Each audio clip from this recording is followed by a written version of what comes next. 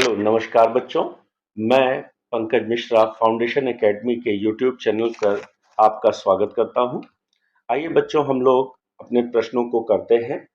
मैंने जैसा कि आपको बताया कि हम लोग पीसीएस के प्रारंभिक परीक्षा के प्रश्न पत्रों को देख रहे हैं, जिसमें प्रश्न पीसीएस के 2019 के 1 से 50 तक प्रश्न हो चुके थे।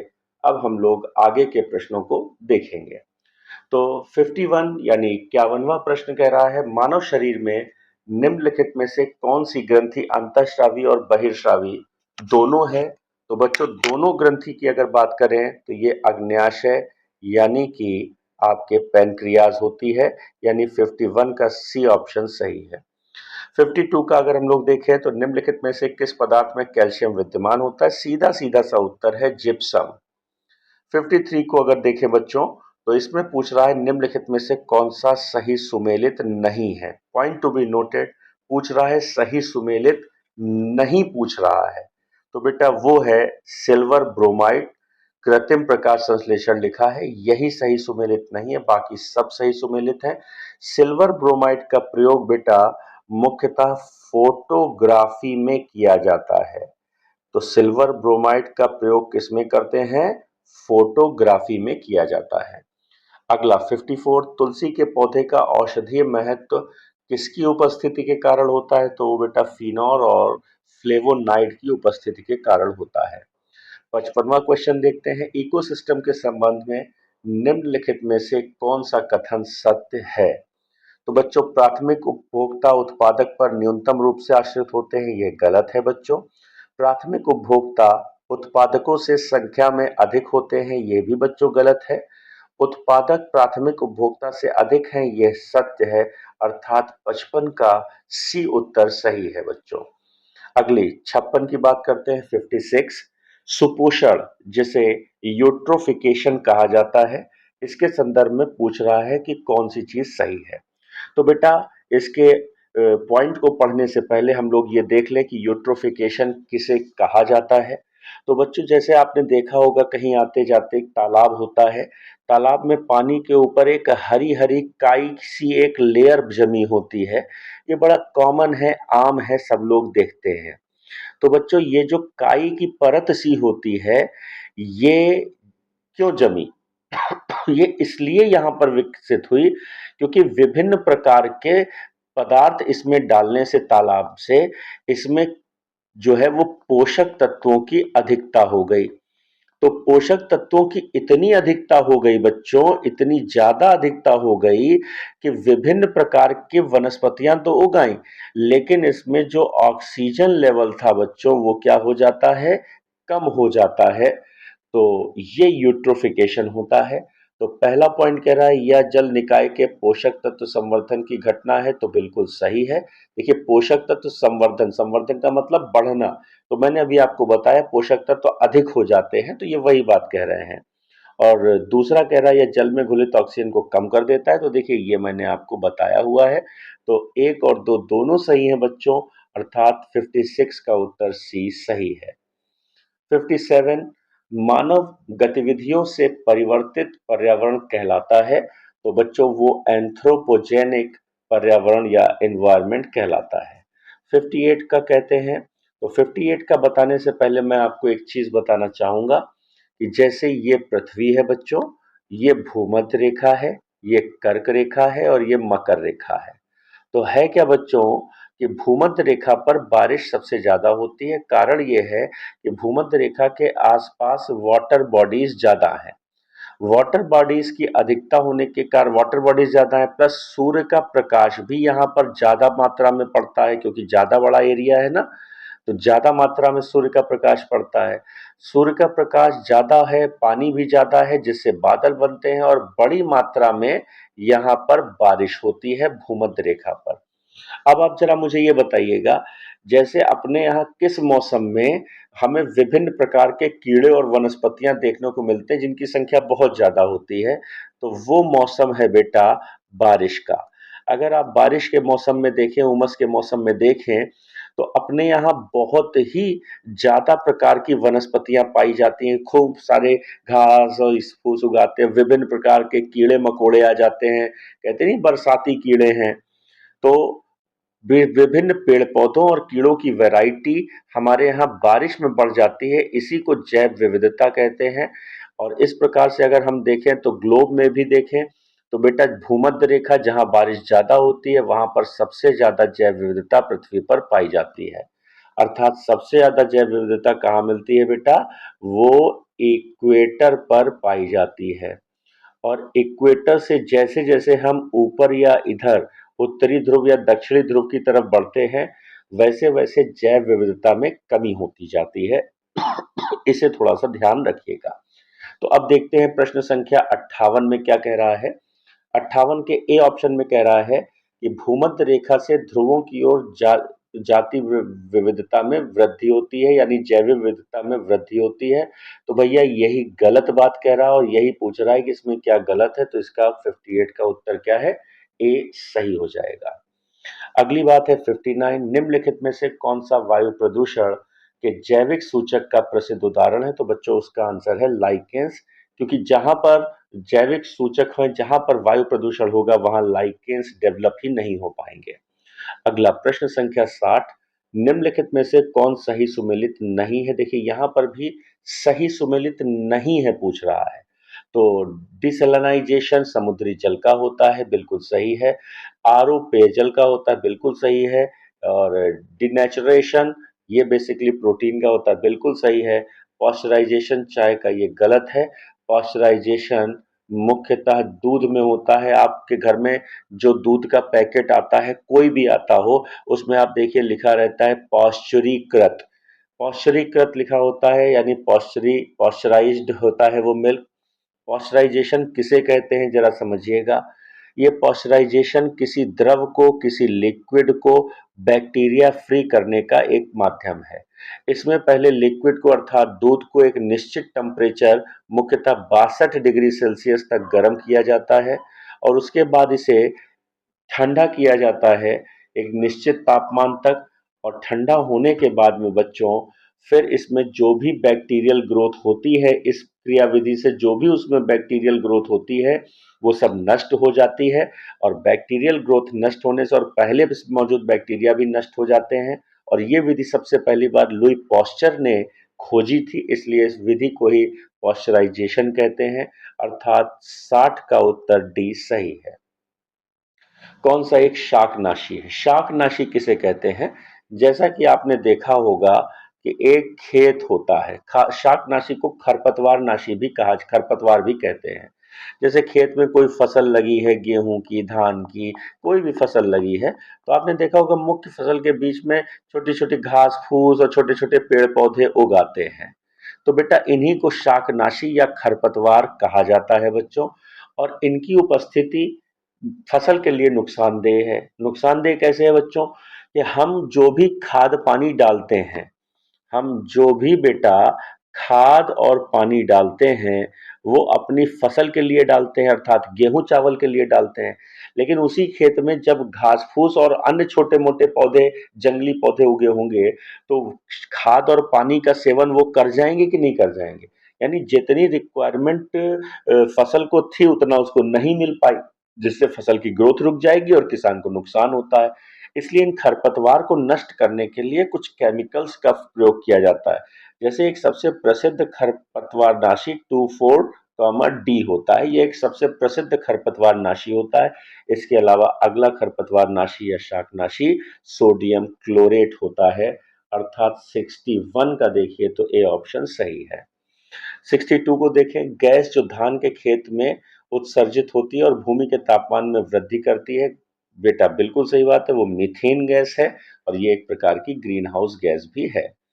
अंतरराष्ट्रीय सौर संगठन का सचिवालय गुरुग्राम भारत में स्थित है, जिसे पहले गुड़गांव के नाम से जाना जाता था। 100% सौर ऊर्जा से चलने वाला भारतवर्ष का पहला केंद्र शासित प्रदेश दीव है बच्चों। 65वें का अगर हम लोग उत्तर देखें तो कह रहा है मानव विकास सूचकांक एवं सतत विकास लक्ष्य पर आधारित भारतीय राज्यों की वरीयता में धनात्मक संबंध है। तो बिल्कुल सही है बच्चों। अगला कह रहा है, कारण बता रहा है एसडीजी लक्ष्य। एसडीजी लक्ष्य किसे कहते हैं बच्चों? ये सस्टेनेबल डेवलपमेंट गोल्स हैं। तो इन्हें तय किया गया था 2015 में, और 2030 तक इन लक्ष्यों को प्राप्त करना। इन लक्ष्यों की कुल संख्या बच्चों 17 है। और आर कह रहा है एसडीजी लक्ष्यों के आधारभूत आयाम शिक्षा एवं स्वास्थ्य में घनिष्ठता से अंतर संबंधित है। तो बच्चों आर भी सही है और आर ए की सही व्याख्या कर रहा है, इसलिए इसका उत्तर ए सही है। अगला है बहुआयामी निर्धनता सूचकांक में सम्मिलित है। तो बहुआयामी निर्धनता सूचकांक में बच्चों अगर आप देखिए तो स्वास्थ्य भी है, शिक्षा भी है और जीवन स्तर भी है, अर्थात इसका ऑप्शन डी सही है। अगली बात आती है 167 को। अगर हम लोग देखें तो 67 एक महत्वपूर्ण प्रश्न है, जिसका उत्तर अगर हम लोग देखें तो वन्य जीव संरक्षण अधिनियम अगर आप देखिए तो ये 1972 में है। जैव विविधता अधिनियम 2002 में आता है। प्रोजेक्ट टाइगर 1973 में चलता है। प्रोजेक्ट हाथी 1992 में चलता है। इस तरीके से अगर देखा जाए तो 67 का सही उत्तर बेबी वाला बी अर्थात बी हो जाता है। अगला उत्तर देखिए बच्चों 68 प्रश्न संख्या, नागरिक पंजीकरण प्रणाली के अंतर्गत कितने दिनों के भीतर जन्म तथा मृत्यु की घटना को भारत में रजिस्ट्रेशन कराना कानूनी रूप से अनिवार्य होता है? तो बच्चों ये 21 दिन का समय होता है, इसके अंदर आपको रजिस्ट्रेशन कराना अनिवार्य होता है। 69 का देखते हैं, राष्ट्रीय परिवार स्वास्थ्य सर्वेक्षण 5 में सम्मिलित नहीं है। तो बेटा उच्च रक्तचाप अर्थात हाई ब्लड प्रेशर सम्मिलित है? तो भैया बिल्कुल सम्मिलित है। मधुमेह यानी डायबिटीज बिल्कुल सम्मिलित है। एचआईवी सम्मिलित नहीं है और मृत्यु का पंजीकरण सम्मिलित है, अर्थात 69 का आंसर सी सही है। अगला बात, पर्यावरणीय कुजनेट्स वक्र पर्यावरणीय क्षति एवं प्रति व्यक्ति जीडीपी के मध्य संबंध दर्शाता है। इस पर्यावरणीय कुजनेट्स वक्र का आकार किस प्रकार का होता है? तो ये बच्चों उल्टा यू आकार का होता है। इकोनॉमिक्स में पढ़ा जाता, बड़ा कॉमन ये नियम है, तो इसको हम लोग देखते हैं बाद में, इकोनॉमिक्स में देखेंगे। अगला 71 में नीचे दिए गए कथन है, जिसमें एक कथन है और दूसरा कारण है, उसके बारे में चीजों को पूछने का ये प्रयास कर रहा है। कह रहा है सतत विकास मानव समाज के कल्याण हेतु महत्वपूर्ण है। भैया जी बिल्कुल सही है। बता रहा है किस कारण से? कह रहा है सतत विकास से अभिप्राय ऐसे विकास से है जो भावी पीढ़ी की जरूरतों को पूरा करने की योग्यता को प्रभावित किए बिना वर्तमान समय की आवश्यकता पूरी करे। बिल्कुल सही है और ये एक ही सही व्याख्या करता है, अर्थात ए ऑप्शन सही है। अगला 72, निम्नलिखित में से किस प्रत्यक्ष लाभ योजना को Guinness book of the world record में सबसे बड़ी प्रत्यक्ष लाभ योजना माना जाता है? तो 72 का ऑप्शन है बेटा पहल ये है। 73 में आइए, राष्ट्रीय खाद्य सुरक्षा मिशन के संदर्भ में निम्नलिखित में से कौन सा कथन सही है? तो 73 का अगर हम लोग देखें तो 73 का पहला कह रहा है यह 75% ग्रामीण और 50% शहरी जनसंख्या को आच्छादित करता है। बिल्कुल सही। महिलाओं और बच्चों को पोषण संबंधी सहायता पर विशेष ध्यान देता है, ये भी बात सही है। 18 वर्ष की आयु से अधिक की परिवार की सबसे बड़ी महिला इसकी मुखिया होगी, तो ये भी बात बच्चों बिल्कुल सही है, अर्थात 73 का सही उत्तर सी है। अगला पॉइंट 74, भारत में पट्टेदारी सुधार के उपायों के संदर्भ में कौन सा कथन सही है? अंडरलाइन कर लीजिए सही को, है ना? तो इससे सहूलियत रहती है, कोई कंफ्यूजन नहीं रहेगा कि आपसे क्या पूछा है, सही है पूछा है या सही नहीं है पूछा है। तो बार बार आपका ध्यान उसी पर रहेगा, जिससे आपका प्रश्न गलत नहीं हो पाएगा।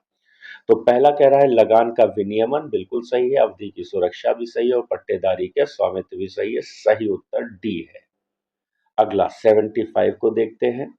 75 का अगर हम लोग देखें तो कह रहा है कि भारत में सार्वजनिक क्षेत्र के कार्यों के संदर्भ में निम्नलिखित में से कौन सा कथन सही है? सार्वजनिक उपयोगिता संसाधन प्रदान करना, बिल्कुल सही। सामाजिक और आर्थिक ऊपरी पूंजी का निर्माण, बिल्कुल सही। संतुलित क्षेत्रीय क्षेत्रकीय विकास सुनिश्चित करना, ये भी सही। समतावादी लक्ष्यों को आगे बढ़ाना, ये भी सही। अर्थात 75 का सही उत्तर सी है, 1 2 3 4 सही है। 76 में आइए। 76 सुएज नहर में उत्तर से दक्षिण, ये देखिए पूछ रहा है उत्तर से दक्षिण दिशा की ओर पड़ने वाली झीलों का सही क्रम क्या है? तो वो lake Manzala, lake Timsah, great bitter lake और लिटिल बिटर लेक है। ये ऑप्शन सही है। 77 को अगर हम लोग देखें तो 77 का सही उत्तर उत्तर अटलांटिक कटक है। वहां टेलीग्राफिक पठार पाया जाता है। बेसिकली उत्तरी अटलांटिक कटक का हिस्सा है। कटक किसे कहते हैं? जैसे बच्चों ये अटलांटिक महासागर है, तो महासागर के अंदर पानी के अंदर जो जमीन होती है, सतह होती है, वहां पर ये एक उठा हुआ हिस्सा है छोटा सा, उसी को बेटा इसे ही कटक या अंग्रेजी में इसे रिज कहा जाता है। तो 77 हो गया। 78 को अगर हम लोग देखें तो उष्णकटिबंधीय चक्रवात यानी ट्रॉपिकल साइक्लोन की बात कर रहा है, और सामने देश, ये कहां पर ये वाले ट्रॉपिकल साइक्लोन आते हैं? तो बच्चों अगर आप गौर से देखें तो ए यानी विली विलीज आता है ऑस्ट्रेलिया में। कहाँ आता है बच्चों? ऑस्ट्रेलिया में आता है। टैफू जो है वो जापान में आता है, और हरिकेन्स जो है वो बेसिकली आते हैं यूएसए में। हरिकेन्स कहाँ आते हैं बच्चों? यूएसए में हरिकेन्स आते हैं। ठीक है। और अब बचा बगोई। तो बगोई बेसिकली फिलीपींस में आते हैं। कहाँ आते हैं बच्चों? फिलीपींस में आते हैं। इसलिए 78 का आंसर डी सही हो जाता है। आइए 79 में, निम्नलिखित में से कौन सा एक नगर साइबेरिया पारीय रेल मार्ग पर अवस्थित नहीं है? तो नहीं पूछ रहा है तो बेटा वो सोची शहर है जो ट्रांस साइबेरियन रेल रूट पर स्थित नहीं है। कजान भी है, ओमस्क भी है और चिता भी है। अगला 80 का अगर देखिए तो कौन सा सही सुमेलित नहीं है? एक तरफ विंड्स यानी पवन दी गई है, दूसरी तरफ देश दिए गए हैं। ये किस पवन का संबंध बच्चों किस देश से है? ये है, और सही हमें देखना है। तो बेसिकली सांता आना कैलिफोर्निया सही है, हबूब सूडान सही, यामू जापान सही है, मिस्ट्रल गलत है, अर्थात इसका सही उत्तर डी है। अगला ये 81 कोयला क्षेत्र और उनकी उपस्थिति के बारे में 81 बता रहा है। और 81 में अगर देखिए तो तलचर जो है वो उड़ीसा में है, और महानदी मुख्यतः उड़ीसा की नदी है। तो पहले का ऑप्शन हो गया 4। और इसके बाद कर्णपुरा बेसिकली दामोदर घाटी का हिस्सा है। ठीक है। और सिंगरौली जो है वो सोन नदी का हिस्सा है, और सिंगरेनी गोदावरी का है। इस तरीके से ऑप्शन आपका 81 का ए ऑप्शन सही है। 82 में आइए, निम्नलिखित में से कौन सी एक चोटी भारत में अवस्थित नहीं है? तो मेरे बच्चों गुरल मंदाता भारत में अवस्थित नहीं है, बाकी नामचा बरवा, नंगा पर्वत, कामेट सब भारत में स्थित है। अगला बच्चों 83 कह रहा है भारत के उत्तर पश्चिमी मैदान में पश्चिमी विक्षोभ यानी वेस्टर्न डिस्टर्बेंसेस से जाड़े में होने वाली वर्षा की मात्रा क्रमशः कम होती है। मतलब वो पूछना चाहता है कि भारत में, जैसे ये हमारा भारत है, आप मोटे तौर पर समझ लीजिएगा, ज्यादा उसमें विज्ञान मत लगाइए, समझने के लिए बता रहा हूँ। ठीक है ना? या आप उसमें बैठ के विज्ञान लगाएं कि उसमें ये नहीं, उसमें वो नहीं है, तो ऐसा कुछ नहीं है। बस केवल आपको समझने के लिए मैं बताना चाहता हूँ। जैसे ये भारत है, तो भारत का जो उत्तर पश्चिमी हिस्सा है वो ये वाला हिस्सा भारत का उत्तर पश्चिमी हिस्सा है। और बच्चों इस वाले हिस्से में अगर देखिए तो वेस्टर्न डिस्टरबेंसेस से यहाँ पर पानी आता है, और वेस्टर्न डिस्टरबेंसेस से पश्चिमी विक्षोभ वेस्ट टू ईस्ट चलती हैं, अर्थात वेस्ट टू ईस्ट ये वेस्टर्न डिस्टरबेंसेस चलती हैं। और वेस्ट में ये भूमध्य सागर से पानी उठाती हैं, और रास्ते में पानी गिराते गिराते बढ़ती हैं आगे। और जहाँ ज्यादा पानी, जब इनके पास ज्यादा पानी होगा तो ज्यादा गिराएंगी, कम पानी होगा कम गिराएंगी। तो जहां से ये पानी लेके उठेंगी वहां ज्यादा पानी होगा, और धीमे धीमे पानी बरसता जाएगा तो खाली होता जाएगा। तो इसी प्रकार से बारिश की मात्रा भी कम होती जाती है।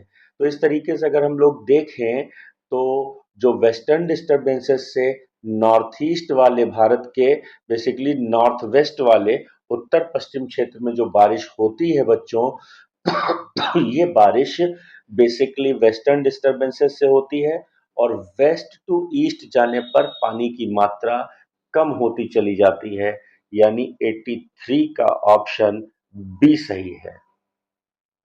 अगला 84 पर बात हम लोग करते हैं। निम्नलिखित में से किस नदी के ऊपरी मार्ग में मीठा जल और निचले मार्ग में खारा जल? तो बच्चों वो नदी लूनी नदी है। मोरीबन डेल्टा बंगाल डेल्टा का हिस्सा है, कॉमन सी चीज है। अगला 86, उत्तर प्रदेश में गन्ना तथा चीनी का उत्पादन महाराष्ट्र से अधिक है किंतु उत्पादकता कम है, ऐसी बात कह रहा है, बिल्कुल सही बात कह रहा है। अगला, महाराष्ट्र में अधिकांश चीनी मिलें सहकारी क्षेत्र में, ये भी सही है, लेकिन ये इसकी सही व्याख्या नहीं करता है, इसलिए इसका उत्तर 86 का बी सही है। 87 को अगर हम लोग देख लें तो कौन सा सही सुमेलित नहीं है 87 में, ये बात कर रहा है। दाम तांबे की मुद्रा थी, बिल्कुल सही बात है। देसाई एक राजस्व अधिकारी था, बिल्कुल सही है।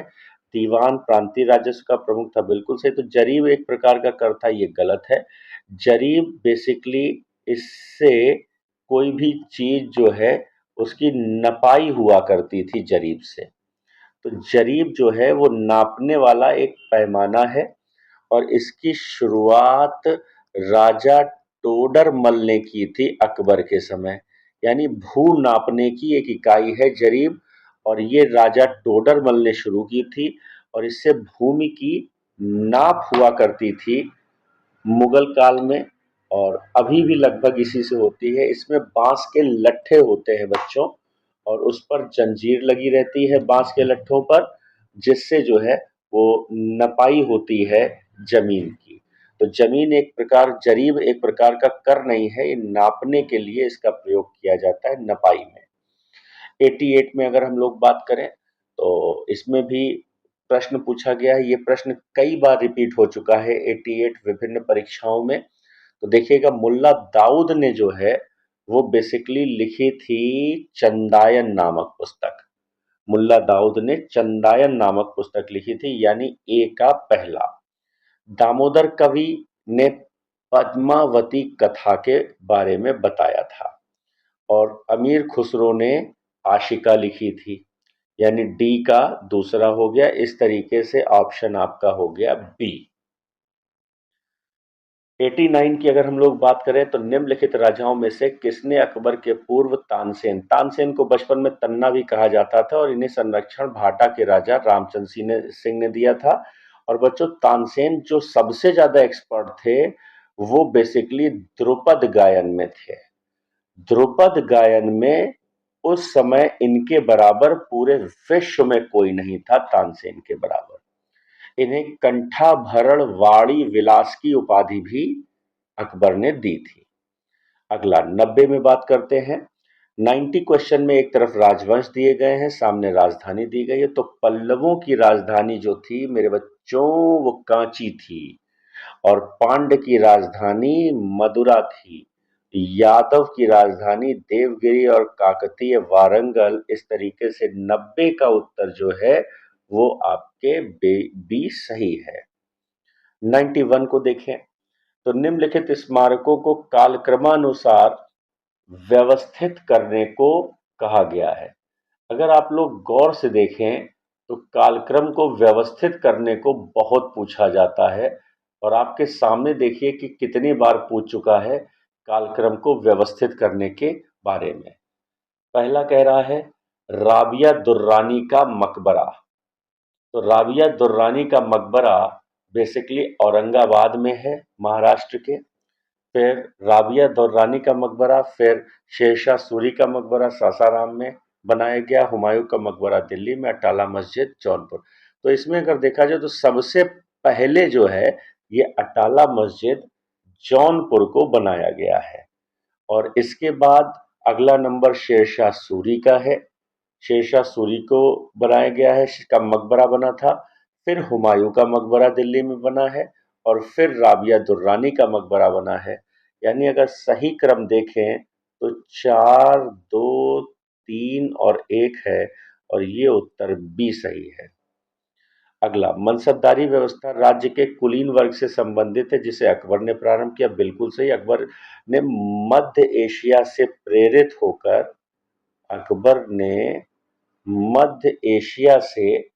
प्रेरित होकर इसको प्रचलन किया था। ठीक है।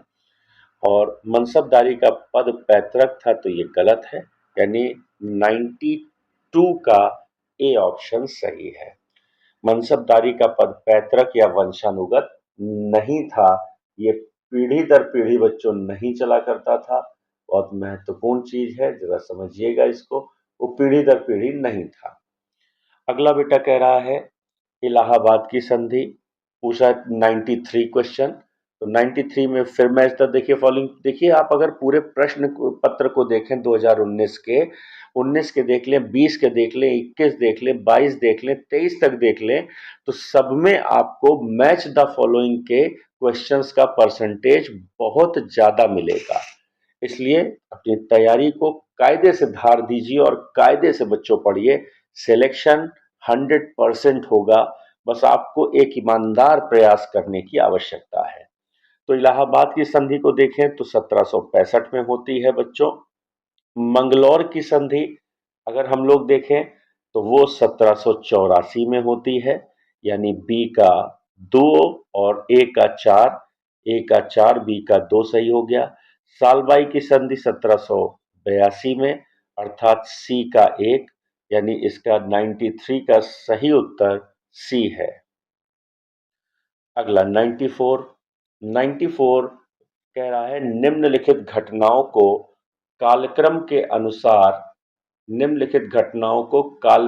के अनुसार व्यवस्थित करने की बात कह रहा है।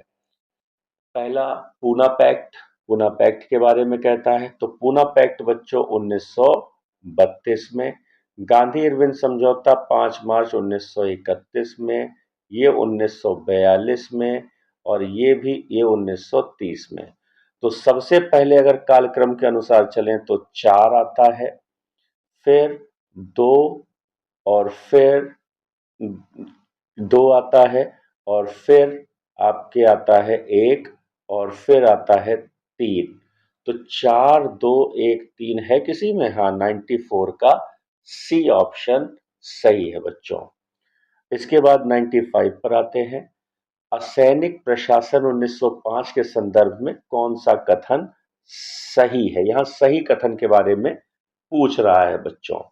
तो देखिएगा, लॉर्ड कर्जन ने प्रांतीय सीमाओं को पुनर्गठित करने का निर्णय लिया था। बिल्कुल सही किया था, तभी तो इसने जो है वो आपके बंगाल का विभाजन कर दिया था और पूर्वी बंगाल और असम नामक एक नया प्रांत बनाया। ये भी बात सही है। पूर्वी बंगाल और पश्चिम बंगाल बनाया। पश्चिम बंगाल में आपके अगर देखिए तो पश्चिम बंगाल में बिहार और उड़ीसा भी, आज के जो बिहार है और झारखंड है और उड़ीसा है, ये शामिल था और पूर्वी बंगाल में असम शामिल था। तो दूसरा ऑप्शन भी सही है, इसलिए 95 का बी ऑप्शन सही है। 96 को देखें। मुस्लिम लीग एवं भारतीय राष्ट्रीय कांग्रेस के बीच राजनीतिक गतिरोध को दूर करने के लिए सीआर फॉर्मूला किसने बनाया था? ये बात पूछ रहा है। तो ये बेटा राजगोपालाचारी ने बनाया था। The rise and growth of economic nationalism in India के लेखक थे, तो बेटा वो विपिन चंद्रा थे।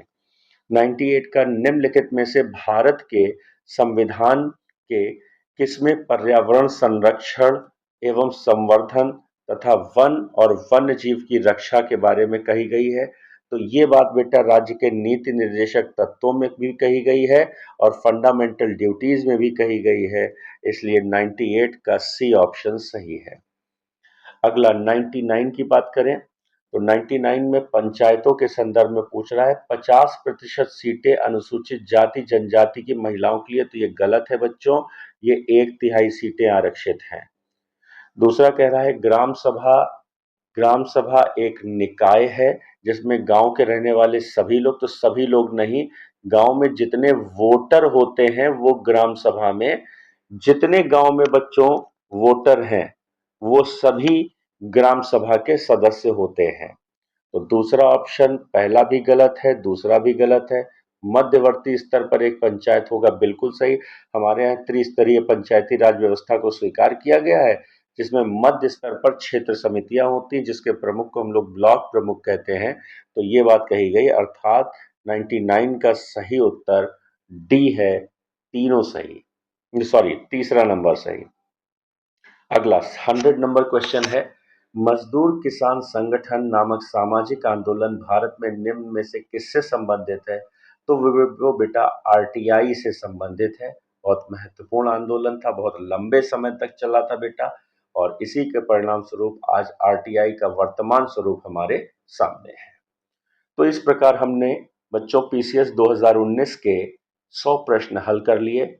शीघ्र ही अगले वीडियो में मैं आपको पीसीएस 2019 के 101 से 150 तक के क्वेश्चन का विश्लेषणात्मक हल दूंगा। तब तक के लिए नमस्कार, खूब पढ़ाई करें, अच्छे से पढ़ाई करें।